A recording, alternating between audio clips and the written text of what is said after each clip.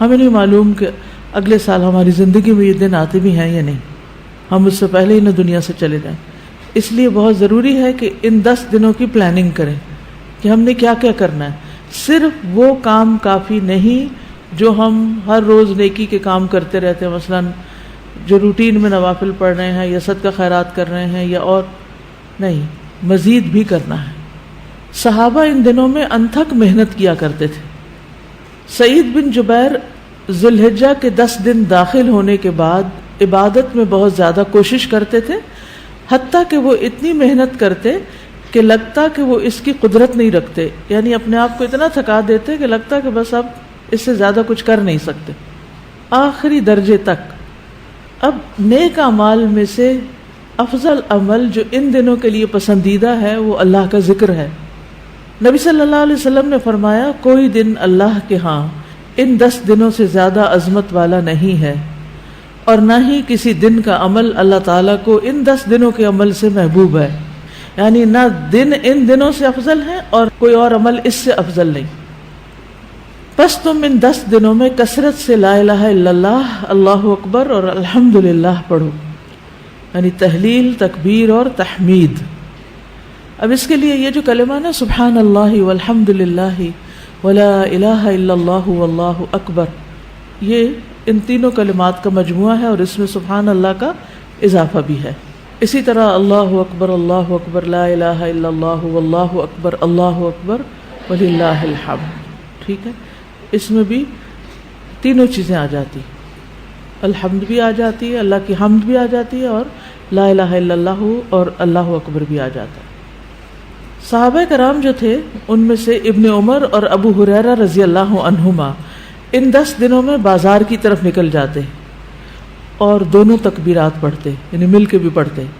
لوگ ان کی تکبیر سن کر تکبیر کہتے، یعنی یہ پڑھتے تو جو سنتا تو وہ بھی کہنا شروع کر دیتا. تو لوگ ان کی تکبیر سنتے کا کیا مطلب ہے کہ یہ تکبیرات اونچی آواز سے پڑھ رہے ہوتے تھے. آپ دیکھیں گھروں میں اکثر لوگ گنگناتے رہتے ہیں یا کچھ، تو گھروں میں بھی تکبیرات اونچی آواز سے پڑھیے، چلتے پھرتے اونچی آواز سے پڑھیے تاکہ دوسروں کو یاد آ جائے. اونچی آواز سے پڑھنے کا مقصد اصل میں کیا ہے؟ یاد دہانی، کہ دوسرے لوگ بھی پڑھنا شروع کر دیں. پھر اسی طرح محمد بن علی جو تھے، ان صحیح بخاری میں آتا ہے کہ وہ نفل نمازوں کے بعد بھی تکبیر کہتے تھے. یعنی نفل نماز پڑھ کے، جیسے تہجد کے پڑھے یا چاشت اشراق کے پڑھے یا پھر اس کے علاوہ، تو وہ نفل پڑھ کے بھی تکبیر پڑھتے تھے. اسی طرح عورتیں بھی تکبیرات پڑھتی تھی. ابن عمر منا کے ان دنوں میں نمازوں کے بعد بستر پر، راستے میں اور دن کے تمام ہی حصوں میں تکبیر کہتے، یعنی وہ ہر موقع پہ کہتے. انہوں نے صرف نفل کے لیے خاص نہیں کیا تھا، یہ صرف بازار کے لیے نہیں بلکہ بستر پہ بھی کہتے اور راستے میں بھی اور خیمے میں بھی اور ہر جگہ. اور ان میں سے کوئی بھی آپ الفاظ پڑھ سکتے ہیں، اللہ اکبر لا الہ الا اللہ واللہ اکبر وللہ الحمد، اور اللہ اکبر وللہ الحمد، اللہ اکبر. اسی طرح اللہ اکبر کبیرہ، اللہ اکبر و اجل، اللہ اکبر وللہ الحمد. پھر اللہ اکبر کبیرہ، تو اللہ اکبر کبیرہ والحمد للہ کثیرہ وسبحان اللہ بکرۃ واصیلا بھی آپ پڑھ سکتے ہیں. ٹھیک ہے، آخر میں اللہم اغفر لی بھی کہہ سکتے ہیں. دوسرا اہم کام جو ان دنوں میں کرنے کا ہے وہ 9 ذی الحجہ کا روزہ ہے. اس روزے کی خاص فضیلت ہے جس سے انسان کے گناہ معاف ہوتے ہیں، اور یہ دن 1 سال گزرے ہوئے اور 1 سال آنے والے گناہوں کا کفارہ بنتا ہے. لیکن اس کے علاوہ بھی آپ باقی دنوں میں روزے رکھ سکتے ہیں. خاص طور پر جن کے رمضان کے روزے رہتے ہوں وہ ان دنوں میں قضا کر لیں. جو شوال میں نہیں کر سکے، ذوالقعدہ میں نہیں کر سکے، اب ذوالحجہ میں کر لیں. اجر کا اجر ہے اور اپنے فرض کی ادائیگی بھی ہو جائے گی. شوال کے روزے تو الگ الگ رکھنے پڑتے ہیں، لیکن یہ آپ ملا کے بھی رکھ سکتے ہیں، کیونکہ ان پہلے 8 دنوں کے روزے کو مخصوص نہیں ہے. یہ ہم نفلی روزے ثواب کی خاطر رکھتے ہیں، لیکن اگر قضا رکھ لیں تو بہت اچھا ہے. اور ان دنوں کا سب سے افضل عمل قربانی ہے. اقوال میں تسبیحات ہیں، افعال میں قربانی. تو مجھے امید ہے کہ آپ سب نے قربانیوں کا بندوبست کر لیا ہوگا. اگر ہر شخص الگ الگ نہیں کر سکتا تو مل کے بھی اکٹھے ہو کے بھی قربانی کر سکتے ہیں، کیونکہ جان کا صدقہ تو کبھی بھی کیا جا سکتا ہے.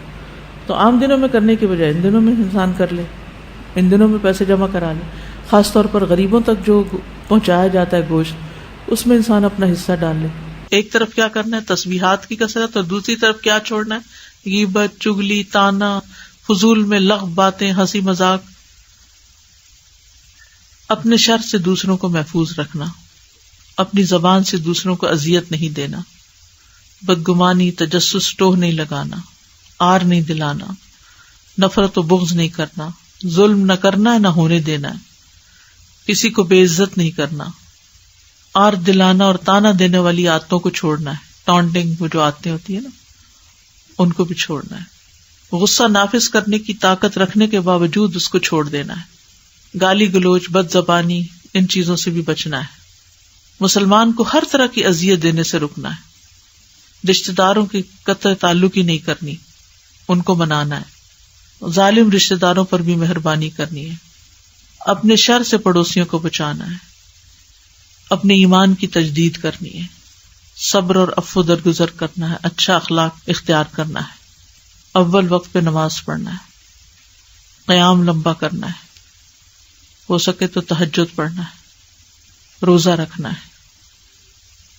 حج کے لیے تو چلے گئے ہیں لوگ، ہو سکے تو حج کرنا ہے. مالی صدقات میں اپنے اہل و عیال کی ضروریات پوری کرنا. ناراض رشتہ دار کو تحفہ دینا. اپنے بہن بھائیوں کی یا اپنے دوستوں کی ضروریات پوری کرنا. پانی پلانا. ایسا صدقہ جو خود کو محتاج نہ کرے کسی کا. ناراض لوگوں کو آپس میں صلح کرانا. کسی کو خوش کرنا، کسی کی پریشانی دور کرنا. پھر اپنے نفس اور خواہش سے جہاد کرنا. لوگوں کو اپنی برائی سے محفوظ رکھنا. اور صدقے خیرات میں کھانے پینے اور دیگر چیزوں کے علاوہ اچھی کتابیں، اچھے پیمفلیٹس اور خصوصاً اس ٹاپک کی اویئرنیس لوگوں میں کریٹ کرنا ہے. قرآن کی تلاوت میں عام روٹین سے زیادہ پڑھنا، اس کو انکریز کرنا ہے. اللہ سبحانہ وتعالی ہمیں عمل کی توفیق عطا فرمائے.